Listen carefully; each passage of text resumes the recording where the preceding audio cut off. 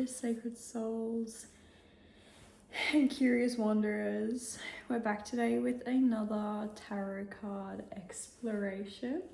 And the next card that we are exploring in the tarot deck is the Empress. So she is the fourth card, but the numerical value of 3.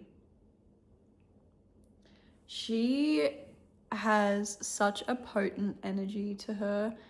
I love this card. So the last card that we did the High Priestess, which was about intuitive wisdom. It was about inner knowing. It was about that feminine energy, maiden, mother, crone, life, death, rebirth, all of that sort of stuff. The Empress speaks more directly and more potently to the divine feminine. She is divine feminine. She is the nurturer. She is abundance. She is the mother. And so I wanted to jump in and pick out some key symbols. Now this card is a super busy card. There's a lot happening in here, right? But the first thing that I wanted to point out is that we have this blank space that is filled with this symbol here. And for those of you that don't know, that is the symbol of Venus. And so Venus is a planet of love, of harmony, of peace, and of pleasure. And that is all conversations that the Empress has within her also. So you can see it just down here. It's got the color green there, which of course it's like wealth, it's riches, it's kind of royalty as well. The color green was associated with the royal families. And the next thing I wanted to point out as well is that she is kind of surrounded by nature. As you can see, she's got like grain down here. She's got the forest behind her and all of the trees there. She's got this stream that's running down till around her feet area. And it's a very natural energy. So this is an earth card. It is a grounding energy. It's not up in the clouds. It's not airy, whereas the High Priestess was more about that intuitive, more about that connection to the cosmos, which is also represented here in her crown of stars as well. So there is that representation of the connection to the cosmos, still being able to bring something from the cosmos to here as a woman in creation through feminine energy, and also through our womb. You know, we're able to birth children and bring little souls from the cosmos down to here. And so in that nature also is symbolism of planting seeds. So she is a great energy. If you pull her in a spread, we'll talk about it a little bit more later, but it's like a green light. It gives you that green light to go ahead with whatever you're planning and thinking. What else do we have here? Oh, and just on that topic as well, on that all of the nature is natural growth. So similar to the High Priestess, how we spoke about nature's cycles, the Empress speaks on natural growth. So, you know, as we progress through our childhood into adolescence, into adulthood, we go through these natural things. You know, we go through puberty, we go through getting an analytical mind, we go through all of these different phases in life that teach us something. And so she does speak to that aspect as well. We also have the flowers. So her entire robe is covered with these flowers. And it's also white and red. So I wrote down here, red is like love. It's the color of love, it's the color of your heart, it's the color of will and strength. And then the white is representative of starting point, of being ready to begin, of the first step of a new journey. And so the flowers represent blooming and fruition and abundance and fulfillment, and also sensuality and pleasure. So she speaks to that as well. Like, there would not be a divine feminine conversation if there wasn't a topic of pleasure and also sensuality and play in there too. And so those are some of the symbols in there. As always, I do invite you to have a little research session, a little reflection session. Sit down, pick out what stands out to you and do a bit of research about it. There is heaps and heaps and heaps of things to pull out in this card. Like I said, it's very busy. You can also purchase this book. I don't know if I've mentioned this in my other videos, I can't remember, but this is the Rider-Waite explanation book. And so each card... Did you see that random flick to this page? You guys, that is wild. Anyway, so this book has all of these different, so it highlights different areas of the card, gives you a little brief explanation of what it symbolizes. I find that it is very vague, like there's a lot more to it than what's written there. And then it gives you like a brief description, kind of the meaning, and then some different topics as well. Also in the front of this book, you've got what the different colors represent, what feelings, different methods and ways to work with the deck and interpret the cards. So if you want to purchase this book to walk your way through this journey, I can 110% recommend it. I've actually owned the Rider-Waite Tarot deck for, my God, maybe 4 years now, going on to 5. And I only bought this book a few months ago. So I've been working with this deck without any book or explanation or anything like that. So if you want to purchase this book, it does have a hell of a lot of information in it, and the back of it is also full of spreads. Obviously, I'm just a small YouTuber. There's no plug or sponsorship here. I just think that this is a super handy tool if you're getting into tarot and wanting some guidance on the way. Okay, themes and energies that this card holds. So we obviously just went through and picked out some signs and symbols and things like that and spoke about some of these things. So we'll just dive deeper now into that. And so the feminine, like it's the Empress, right? There is an Emperor card as well, which is about the masculine. This is the Empress. This is about divine feminine energy. It's about the goddess within all of us. You know, think Aphrodite, think all of these mythological stories and recounts and histories. They all have some type of goddess. You know, you've got in the Bible, you've got Mary, there's always a divine feminine figure, and this card is that energy. She is the mother. In some decks, in quite a lot of decks actually, she's pictured pregnant as well. So it really is that embodiment of the feminine, of the mother, which I think is so beautiful, because it is a card about, you know, moving into the next theme of abundant creation, like being able to create from a place of cup full times 10. You know, something we didn't speak about in signs and symbols is her posture. She's not up and working. She's max laxing on her throne, waiting for all of the things to come to her, you know, like she has got it under control. You know, less of the magician being, doing, acting, going out and achieving, I have all the tools. She knows that she's got all the tools. She knows that all those things are going to come to her, and she's in no rush to do it. She's nurturing what she has at her disposal and herself, and she's working through that, and she's just waiting. She knows that all will find her as it should. And it is a card that does encourage you to tap into creation. You know, feminine energy is creative, nurturing energy. So we all have masculine and feminine within us all. I've mentioned that before, and that's not something that is uncommon to hear in this space. So it is about tapping into the feminine within all of us. We all have a creator within us. We all have nurturing energy within us, but this is obviously the natural archetype of the mother, is nurturing and creativity. You know, like you got to get pretty creative when you're a mom of some little souls, and you have to, you know, show them the world. You have to get pretty creative, and you have to be nurturing. And so she speaks to all of those different topics. What else do we have here? She's also a representation of the women who came before you.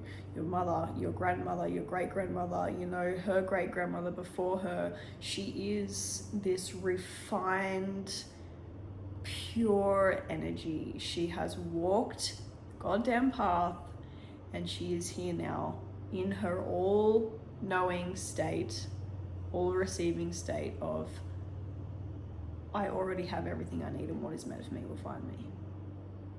Oh, I love that. I love this energy. It's such a fun energy to play with. If you're going to walk through the tarot journey with me, I'm posting these, if you haven't noticed, with a moon, with a full moon or a new moon. So you can use that fortnight. I post these every fortnight. You can use that fortnight to figure out where she shows up in life, how you're tapping into her, how you're not tapping into her, where you can learn to tap into her and to work with her and call upon her, because it is just such a potent energy. You know, you want to be creating something, you want to be doing art, you want to be doing music, you want to be cooking something up in the kitchen, you tap into that Empress energy. She will nurture you and feed that creative flow within you, which is another thing. That water, that stream, is very much symbolic of that flow, that she's Max Laxon, right? She's in the flow. Like, I don't know how to put this. She's like the leaf in the stream, just floating down the river, right? She's just she kicked back. She's on an inflatable. She's just taking everything as it comes and understanding that it's all for her. It's all happening for her. It's not happening to her. She's about the senses as well. So with that blooming energy that we spoke about briefly when we were talking about signs and symbols, she is very much like, I see the Empress and I see that card and I immediately think of spring. Think of the flowers opening up, all of the buds starting to bloom, you know, the harvest as well, nurturing those crops and planting seeds also. Like, some seeds call to be planted in spring. And so she really is about all of those things. So when she shows up, she is asking you to live life through your senses: sight, touch, sound, taste, feel, know, to tap into those and to really live life from that perspective, from that grounded place. Because the quickest way to get yourself into the present moment, I don't know if any of you have gone to psychology sessions before or have struggled with, you know, anxiety or panic attacks or anything like that. One of the first techniques a psychologist will throw on your plate is, what are 5 things you can hear, 5 things you can see, touch, taste, smell, or it's 5, 4, 3, 2, 1. So 5 things you can hear, 4 things you can taste, 3 things you can see, whatever order that may be. That's a great practice actually to tap into the Empress as well, like into that creative flow, into that divine energy that is all around us at all times. What else have we got? Sensuality. Like, oh my God. There is a glow about a woman that she has when she is feeling confident, when she's feeling beautiful, when she's feeling sexy, when she's feeling powerful, and she embodies that and accepts that and shows it for the world to see. Like, her magnetism, my God, there's nothing like it. When a woman is confident and walks and she smiles at you and she's got an open heart and an open mind and she's feeling good, there is no energy that can compare to that. There is no power that can compare to that. And we all have the ability to do that within us, you know, to tap into that playful, sensual, powerful, sexy side of ourselves. And she talks about that. She starts that conversation of like, where are you not feeling confident in yourself? Where are you not embracing the feminine parts of yourself, which are freaking awesome, you know? And that's a good question to journal on. Where are you scared? Where are you holding back? Where are you not allowing yourself to tap into your feminine energy and to really be there and to not be shamed for it? Because it is something that is shamed in today's day and age. You know, we've got, she's being slutty, she's being this, she's being that, or she's dressing, you know, where are her clothes, sort of thing. Like, there are lots of opinions out there today that shame the feminine into submission, into hiding, into being quiet. And she asks you, where can you demolish those expectations and those ideals and those morals?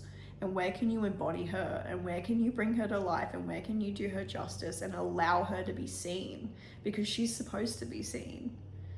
We bring life into this world as women. She is the creator energy. She is the mother of it all. So I can see, I don't know which deck it is, but there's a particular deck where the Empress card is pictured and she's a pregnant woman and her belly is earth.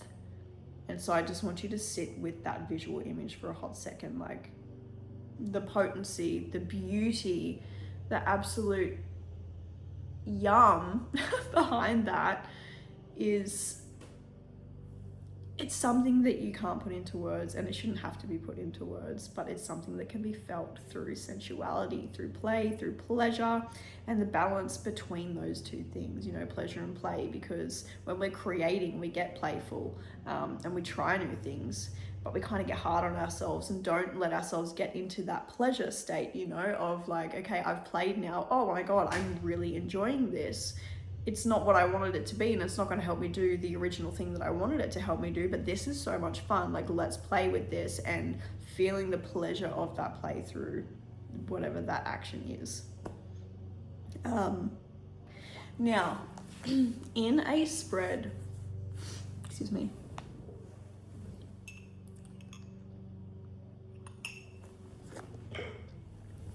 in a spread, the Empress can be a huge green light. If you've been cooking up a project or thinking about starting something or releasing something out into the world, and you're asking for some clarification or some guidance around that, and the Empress falls out in that spread, you take that as your green light as to do it, bring that, birth that into creation. You know, she really asks, what do you want to create? What do you want to birth and create in this lifetime? And think of that on a large scale and on a smaller scale as well. What do you want to create while you're here on earth in this lifetime? And what do you want to create in the next week or two?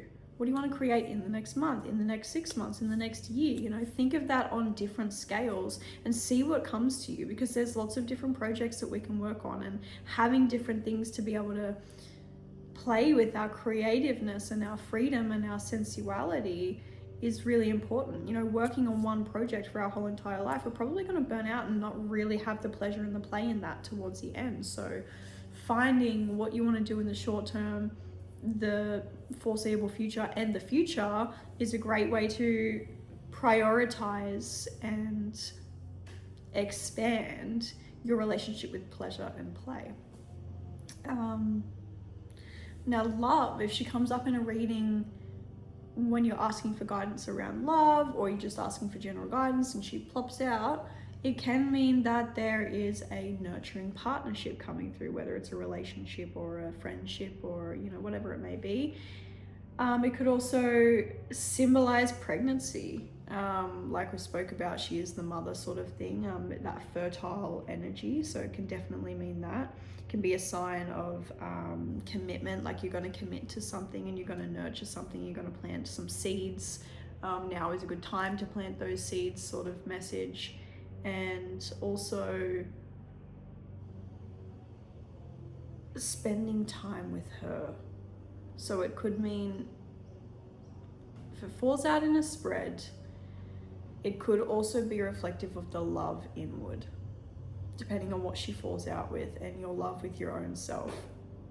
And connecting with her energy internally to bring yourself more in line with her and what she is trying to tell us. Now, obviously, there's a shadow side, there's a reversed side to all energies, and so that usually is the extreme of that energy, or the imbalance in that energy. And so if we're thinking of, you know, strength and power and nurturing and mother, it can also be entitlement It can also be greed. It can also mean you're taking a lot. You're sitting there, you're lapping it up. There's all these girls around you with these big ass leaves, and they're fanning you down in the hot summer day, and someone's feeding you a drink, but like, are you giving back at all? Are you grateful? Are you being respectful? Are you being nurturing back? You know, it's an exchange of energy sort of thing. So the reverse side of it could be you are too tapped into everything will find me and I don't have to do anything for it sort of thing, you know? Yeah, just a lack of appreciation, of greed, of toxicity. So if it does come up in a spread reversed or flipped over or sideways, it could be more about that type of energy and theme than what we just spoke about. It can also come up like if you're using your cards in a spread, you know, what's my issue right now? What do I need to work on? What's the outcome? If what do I need to work on has the Empress, or like what should I be focused on, or what's out of balance, and the Empress falls out upright, even so, it could mean more of that reversed energy. Like your challenge right now, or what you need to work on, or what you need to focus on, is not being greedy, is not waiting too much for things to come to you, and maybe doing more of that. We'll get into it. Emperor being doing achieving, Magician being doing achieving energy, rather than the everything will find me, I don't have to do anything type of thing, because it's about balance, right? We can't be here all the time. Unfortunately, we would love to, but when we do, it becomes imbalanced and it becomes toxic and it becomes greed and entitlement, which is not attractive at all. So yeah, what do we have in the way of journaling prompts? I gave you 2 earlier when I said, what is it that you want to birth and create, and what scale do you want to do that on? That's a great one to sit down and journal with and to, you know, tap into. Also, what are you nurturing right now? Right now in this moment, what are you nurturing? Like, what are you know, working towards in the next couple of months, in the next few months? And like in the long term, what are you nurturing? And are you nurturing yourself? Are you nurturing your own inner feminine? Yeah. I think that is it for the exploration of the Empress. I love these videos.